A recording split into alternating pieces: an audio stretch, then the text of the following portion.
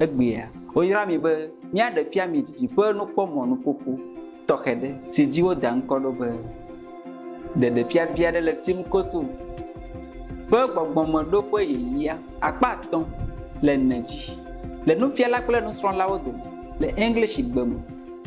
Le jove blave vo ne lia le pe. Akpe ve kple wi ashikiem.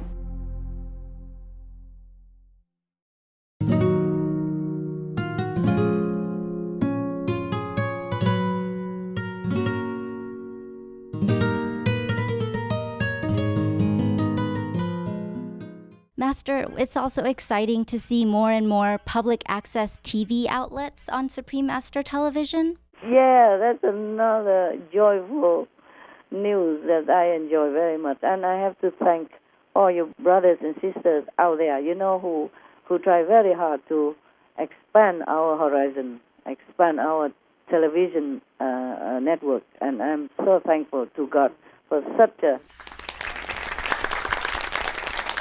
disciples like they are. Yeah, I'm very grateful to them. I'm sure these people will go to the newly created land when they go.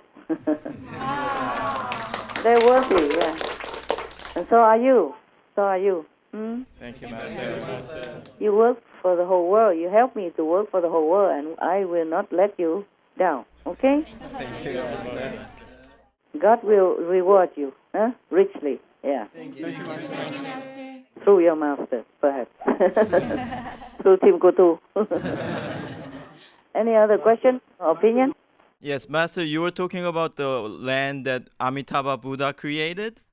So the people who didn't get to see Master but sincerely pray and recite Amitabha Buddha, they can go to the land between 4th and 5th? Yeah, that's according to Sakyamuni Buddha, yes. Okay. But they have to be really sincere and recite his name non-interruptedly. Oh, wow. Like they have nothing else in their mind except that names all day, all night, and really sincerely.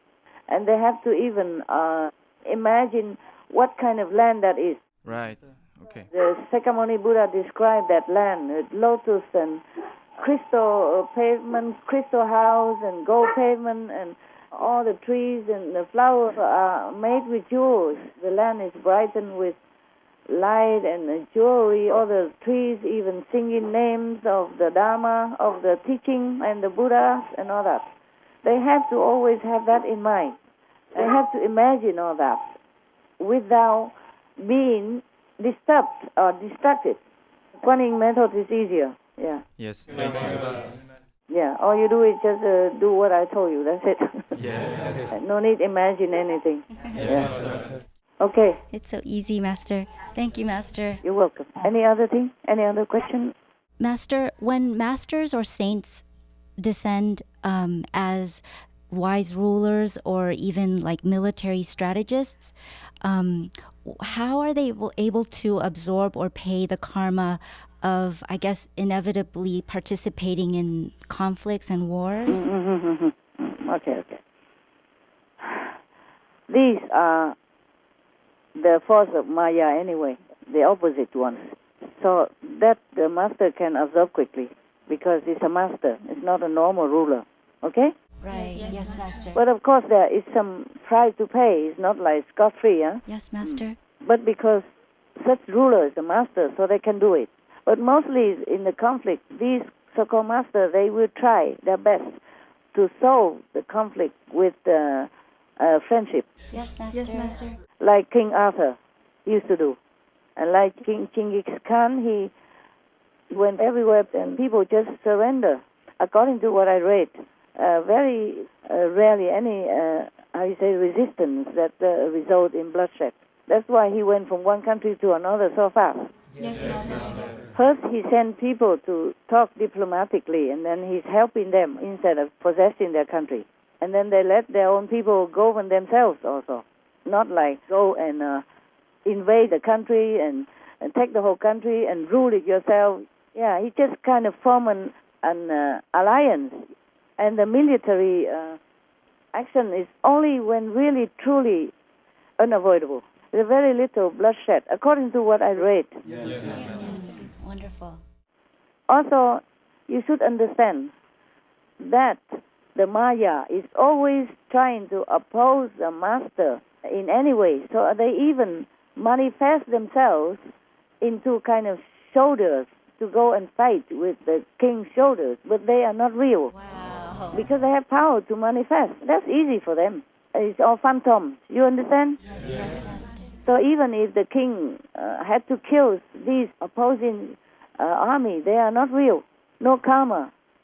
Remember, just like when I first announced to you that I'm going to make a retreat for 3 months, and then the Maya make a little bird trumpet agonizingly like an elephant, like an elephant in pain. And then I have to call all of you, even though I did not want to contact any of you at that time. I had to call all of you to come up and search any injured big animals. Remember? Yes, Master, we remember. Yeah, that's what is that. And then they send people to my room, but they're not allowed to come in physically, so they come in the astral body and talk very loud, disturbing my meditation, remember? Wow. All right. And they even manifest the snake and all that, so to scare me not to go back to my house, or etc., etc. Yes, Master. Okay, all right. So similarly, they can manifest into big armies and all that, but it's all phantom. Yes, I understand. All right. Master, I remember a while ago in SMC retreat, Master saying something like Master's level is so high now that Maya cannot touch Master just through the disciples or the assistants around you that cause trouble for Master. But it seems now that Maya is able to disturb Master's retreat and meditation, making it difficult for Master, or was it always like this, or is it recent? Recent, more recent. If so, what happened now that Maya is able to disturb Master's retreat? Yeah, I'm also taken by surprise. Because the more disciples I have, sometimes they have different heavy karma. Recently, we have a lot more and more initiation. Yes, Master. More than ever before.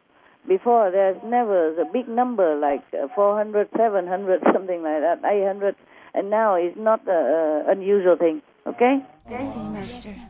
And most of so-called disciples, they came from so-called lower consciousness area of the world, and they still contacted or worship like local god or some ghosts or some demons in their local environment to heal sickness or to ask for favors, stuff like that.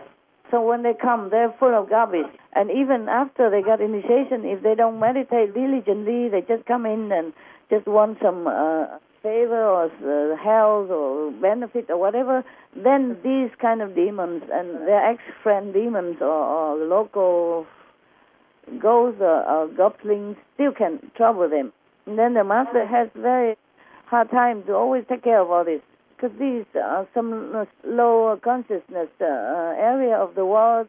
Their consciousness is already low, and they're burdened with all these kind of invisible goblins or ghost energy, and it's harder to take care fast. And then the master sometimes have to bear these consequences. Yes. So the Maya will use this kind of weakness time to come and trouble the master, like a leaking roof.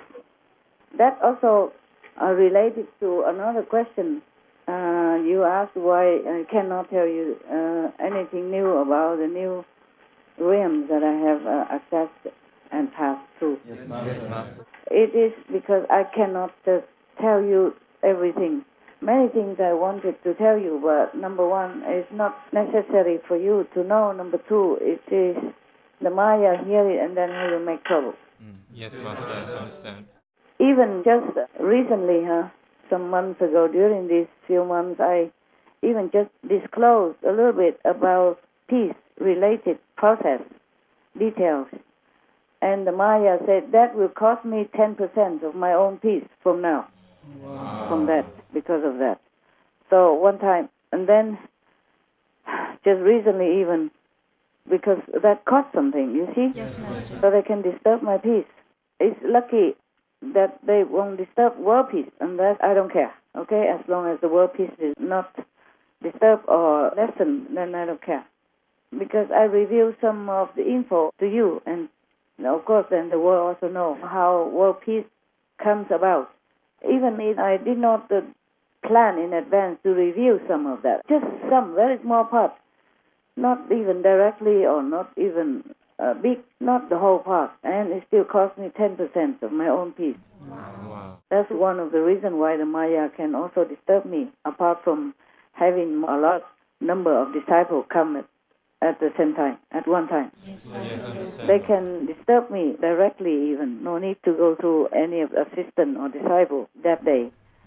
Wow. They even sent directly to me the disturbance through an entity called, it even has a name, it has a title called Peace Frightener. Wow. Means frightening you, scaring you. So his name, his title is called Peace Frightener. Even has a title, my God. Wow.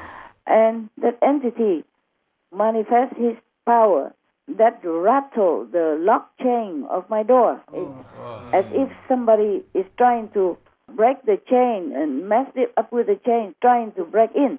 And he was roaring outside my door like a lion, like the sounds of many lions. It's incomprehensible what he was saying. It's just roaring sound. Wow. Like, oh, like that, okay? But bigger, stronger, like a loudspeaker. And then it cannot get in the house, so it sent some kind of flow of oppressive energy, dark and oppressive energy through my door, and to kind of trying to pin me down physically. You will feel that, like physical, like somebody pin you down. The whole drama is just about 1.5 minutes, but it was unnerving. It's kind of unnerving. And I just stay on the chair where I work, waiting for it to come, to face it, to fight it squarely. But it moves away as fast as it comes, thanks to some interference by pressure from the protecting Eosku goddess. Then I feel free again. That's very I'm scary. not afraid of all that, but I just also need to feel well in order to do my work. We understand, Master. We The understand. Maya threatened to take away at least 10% of my personal peace. It's not just that he sent some so-called peace threatener to make trouble for me, but he also make other kind of trouble. All kinds of small things, big things, and make my dog sick, many at the same time, so that I'm really, my head has to really kind of roll around in order to organize all that. It's because all the dogs had to be separated into different rooms from all the healthy dogs, etc., etc. It takes a lot of work, headache. He really punishing me hard, so I have to work as usual and then have no time to eat, no time to sleep, and I have to do all kinds of things like that. Just truly, relentlessly.